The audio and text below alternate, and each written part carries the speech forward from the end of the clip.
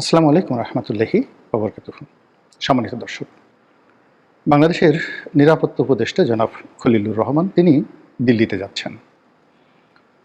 পত্রপত্রিকার পক্ষ থেকে বলা হচ্ছে যে ভারতের নিরাপত্তা উপদেষ্টা জনাব অজিত দোভালের নিমন্ত্রণে বা আমন্ত্রণে তিনি সেখানে যাচ্ছেন।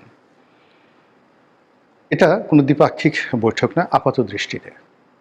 এর কারণ হলো যে এশিয়ার কয়েকটি দেশ মিলে মার্কিন স্বার্থ সংরক্ষণের জন্য প্রশান্ত মহাসাগরীয় উপকূলে তাদের শক্তি বৃদ্ধি করার জন্য 2023 সনের দিকে একটি সংগঠন করেছিল ভারতের নেতৃত্বে। তো সেই যে সম্মেলন, সেই সম্মেলনের বৈঠক দিল্লিতে অনুষ্ঠিত হতে যাচ্ছে। আর যেহেতু স্বাগতিক দেশ অর্থাৎ ভারত এই বৈঠকটির আয়োজন করেছে, সে কারণে ধরে নেওয়া হয় যে ভারত সরকারের পক্ষ থেকে আমন্ত্রণ বা নিমন্ত্রণ পেয়েই সেখানে সবাই যাচ্ছেন। বাংলাদেশের জন্য এই বৈঠকটি বিভিন্ন কারণে গুরুত্বপূর্ণ। প্রথম কারণ হলো যে শেখ হাসিনা পরবর্তী বাংলাদেশে এই প্রথমবারের মতো জনাব অজিত দোভাল, ভারতীয় কর্মকর্তা, এবং এই যে বে অফ বেঙ্গলের যে প্যাক্ট, নিরাপত্তা প্যাক্ট, যেটাকে প্রমোট করার জন্য মার্কিন যুক্তরাষ্ট্র ভারতের নেতৃত্বে এখানে চীনের একটা যাকে বলা প্রতিপক্ষ তৈরি করে বা চীন বিরোধী একটা ওয়াল, গ্রেট ওয়াল তৈরি করার চেষ্টা করছেন সমুদ্রে।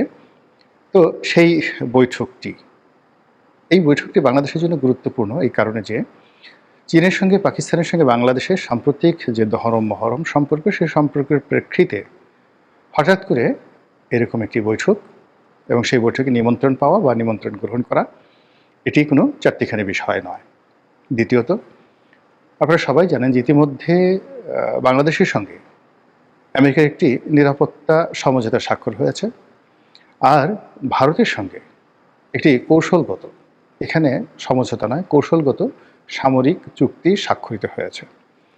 ফলে দৃশ্যত যে ট্রেড ওয়ার, বাণিজ্য যুদ্ধ চলছে ভারতের সঙ্গে আমেরিকার, সেই যুদ্ধের বিপরীতে কিন্তু তাদের যে সামরিক সম্পর্ক, এটা কিন্তু নষ্ট হয়নি। এবং সেই সম্পর্কটি চীনকে কেন্দ্র করে, সেই সম্পর্কটি মার্কিন স্বার্থ এবং ভারতের স্বার্থকে কেন্দ্র করে সম্ভবত হোয়াইট হাউস এখানে কোনো ঝুঁকি নিতে চাচ্ছে না। আর তৃতীয় ফেজে এসে এরকম একটি সম্মেলন এবং সেই সম্মেলনে বাংলাদেশের অংশগ্রহণ। এবং আপনারা জানেন যে এই সম্মেলনটি যখন হচ্ছে তার কিছুদিন আগে জনাব আলী রিয়াজ, জনাব ডক্টর মোহাম্মদ ইউনূসের দক্ষিণ হস্ত, এবং জনাব খলিলুর রহমান তিনিও সম্ভবত আমেরিকা ভ্রমণ করে এসেছেন।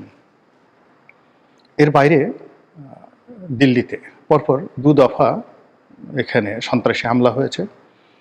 স্পষ্টত এর জন্য পাকিস্তানকে দায়ী করছে ভারত। আর পাকিস্তানের হাত ধরে বাংলাদেশকে ফুটপ্রিন্ট হিসেবে পাকিস্তানি জঙ্গি গোষ্ঠী ব্যবহার করছে বা করতে পারে বা করা হবে, এরকম একটি ধোঁয়া তুলে, অভিযোগ তুলে বাংলাদেশের সরকারকে নাস্তানাবুদ করার জন্য যে দিল্লির প্ল্যান এবং প্রোগ্রাম যেখানে তুমুল বিক্রমে এগিয়ে চলছে, ঠিক সেই সময়টাতে জনাব খলিলুর রহমানের এই বৈঠক নিঃসন্দেহে খুবই গুরুত্বপূর্ণ। আমি শুধুমাত্র সম্ভাবনা এবং শঙ্কার কথাগুলো বলছি। আপনারা সবাই জানেন যে পাকিস্তান নেভি, মানে নৌবাহিনীর প্রধান, তিনি বাংলাদেশ সফর করেছেন। আর গত 50 বছরের মধ্যে, অর্থাৎ স্বাধীনতার পরে এই প্রথম কোনো নেভাল শিপ, নৌবাহিনীর কোনো জাহাজ চট্টগ্রাম বন্দরে নোঙর করেছে। এটি যে কোনো কারণে ভারতের মাথা ব্যথার কারণ, যে কোনো বিচারে এটি ভারতের চক্ষু চড়ক গাছ হওয়ার যথেষ্ট কারণ রয়েছে, এবং এটি দিল্লি কোনো স্বাভাবিকভাবে নেয়নি। এরপর পাকিস্তানের জেনারেলদের ঘন ঘন বাংলাদেশ ভ্রমণ, এবং বিশেষ করে পাকিস্তান সেনাবাহিনীর দ্বিতীয় গুরুত্বপূর্ণ ব্যক্তি তিনি বাংলাদেশ ভ্রমণ করে গেছেন, এবং হাতে লাঠি সহকারে মাথায় ক্যাপ দিয়ে অনেকটা সামরিক কায়দায় যেভাবে তিনি আমাদের ডক্টর মোহাম্মদ ইউনূস সাহেবের সাথে বৈঠক করেছেন, আর সেই বৈঠকের পরে আবার আমাদের সেনা সদরের সঙ্গে তার যে বৈঠক, এটি অত্যন্ত তাৎপর্যপূর্ণ। এর হাত ধরে, মানে এই ঘটনাগুলোর হাত ধরে ভারতের উচ্চপদস্থ সামরিক কর্মকর্তারা আমাদের সীমান্ত অঞ্চলে তাদের যে সকল গ্যারিসন বা তাদের সামরিক ঘাঁটি রয়েছে, সেই সামরিক ঘাঁটিগুলোতে তারা শক্তি বৃদ্ধি করেছে এবং তারা ব্যক্তিগতভাবে সেখানে ভ্রমণ করেছে। এবং ভারতের যে উত্তর পূর্বাঞ্চলীয় কমান্ড, নর্থ ইস্ট যে কমান্ড রয়েছে সেনাবাহিনীর, সেই কমান্ডের যিনি কমান্ডার এবং ভারতীয় সেনাবাহিনীর দ্বিতীয় গুরুত্বপূর্ণ ব্যক্তি, তিনি পার্সোনালি ব্যক্তিগতভাবে কলকাতাতে এসেছেন, শিলিগুড়ি এসেছেন, আসামে এসেছেন। তো এই অঞ্চলে ত্রিপুরাতে এসেছেন। এই অঞ্চলে এসে তিনি রাত্রি যাপন করেছেন এবং তার সামরিক কর্মকর্তাদের সঙ্গে তিনি বৈঠক করেছেন। এটা কোনো ছেলে খেলার বিষয় নয়। বিশ্বের এত বড় একটি সামরিক বাহিনী, তাদের প্রতিটি পরিকল্পনা গোয়েন্দা তথ্যের ভিত্তিতে, এবং বাংলাদেশের মতো একটা রাষ্ট্রের সঙ্গে দ্বন্দ্ব এবং সংঘাত করার জন্য তাদের এইরকম রণপ্রস্তুতি একেবারে একটি অসম্ভব একটা বিষয়। তো নিঃসন্দেহে এখানে তারা পাকিস্তান এবং চীনকে বাংলাদেশের সঙ্গে মিলিয়ে ফেলেছে এবং তারা ভয় পাচ্ছে যে বাংলাদেশের মাটি ব্যবহার করে চীন এবং পাকিস্তান পৃথক পৃথকভাবে অথবা সম্মিলিতভাবে যদি ভারতে অশান্তির সৃষ্টি করে, ভারতের বিচ্ছিন্নতাবাদীদেরকে প্রমোট করে এবং ভারতের সঙ্গে যুদ্ধ শুরু করে দেয়, তাহলে ভারত কি ভয়াবহ পরিণতির দিকে পড়বে। এই বিষয়গুলো তারা অত্যন্ত গুরুত্ব ইউনুসের সাথে ভারতের সমঝোতা, রিজিওনাল কমান্ড কাউন্সিল সহ গ্যারিসনগুলোতে অর্থাৎ ক্যান্টনমেন্টগুলোতে তারা এই বিষয়গুলো নিয়ে নির্ঘুম রাত কাটাচ্ছে।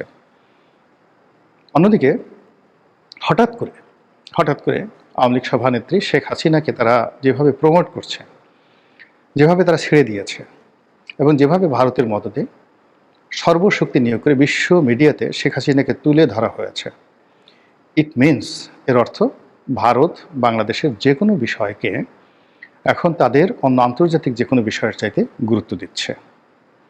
এবং এখানে যারা ক্ষমতা আছে, আগামীতে যারা ক্ষমতা আসবে, তাদের ব্যাপারে ভারতের আগ্রহ এখন চরমে।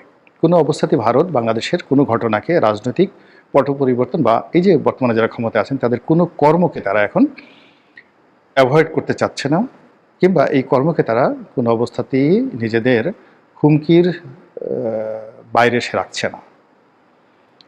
তো এইগুলো ছাড়াও সামনে যদি আমরা এই সামরিক পয়েন্ট অফ ভিউ ধরি, এগুলো ছাড়াও বাইরে যে সকল বেসামরিক বিষয়াদি রয়েছে, বিশেষ করে সামনে নির্বাচন, শেখ হাসিনার মামলার রায়, অন্যান্য মামলাগুলো, বিএনপির ভবিষ্যৎ অবস্থা, ডক্টর মোহাম্মদ ইউনূসের সরকারের বর্তমান অবস্থা, আওয়ামী লীগের রাজনীতিতে পুনর্বাসন অথবা আওয়ামী লীগের যে রাজনীতির অন্তর্জলী যাত্রা, এই পুরো বিষয়গুলো আগামীতে আলোচনা করার জন্যে যে একটা উইন্ডো তারা খুলতে চাচ্ছে দিল্লি, তার প্রেক্ষিতে এই যে জনাব খলিলুর রহমান দিল্লিতে যাচ্ছেন, এরকম একটা বৈঠক সেখানে হতে পারে সাইডলাইনে।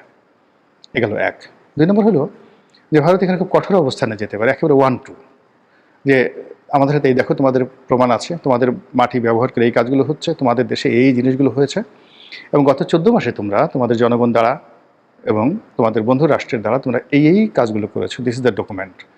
নাও ভবিষ্যতে তোমরা যেন আমাদেরকে দায়ী করতে না পারো, এই জন্যে তোমরা যে কাজকর্মগুলো করেছো এটা আমরা কূটনৈতিক চ্যানেলে তোমাদের সঙ্গে একটা সমঝোতা করতে চাচ্ছি, stop it, otherwise it will be printed in the international media as well as, তখন আর আমাদের পিছনে ফেরানোর কোনো সুযোগ থাকবে না এবং তোমাদেরকে কোনো অবস্থাতে আমরা সাহায্য করতে পারবো না যখন এটা একটা একেবারে সম্মুখ একটা মানে যাকে বলা হয় সমর শুরু হয়ে যাবে। তো এই যেগুলো আমাদের কেবলই মাত্র প্রেডিকশন। উনি ওখানে যাবেন, যাওয়ার পরে বাংলাদেশের পক্ষ থেকে যা বলা হোক বা না হোক, কিন্তু ভারতের পক্ষ থেকে এইগুলো চুলচেরা বিশ্লেষণ করা হবে, তাদের কূটনৈতিক চ্যানেলগুলো, তাদের সরকারি যারা কর্তা ব্যক্তি রয়েছেন তারা, এবং একই সঙ্গে ভারতীয় মিডিয়া। আর আওয়ামী লীগের যারা লোকজন আছেন তারা তো মোটামুটি প্রচার করার জন্য একেবারে উন্মুখ হয়ে বসে আছেন। তো দেখা যাক কত ধানে কত চাল হয়, কোথাকার চাঁদ কোথায় উঠে আর কোথাকার সূর্য কোথায় গিয়ে অস্ত যায়। মহান আল্লাহ আমাদের সবাইকে হেদায়েত দান করুন এবং হেফাজত করুন। আসসালামু আলাইকুম ওয়া রাহমাতুল্লাহি ওয়া বারাকাতুহু।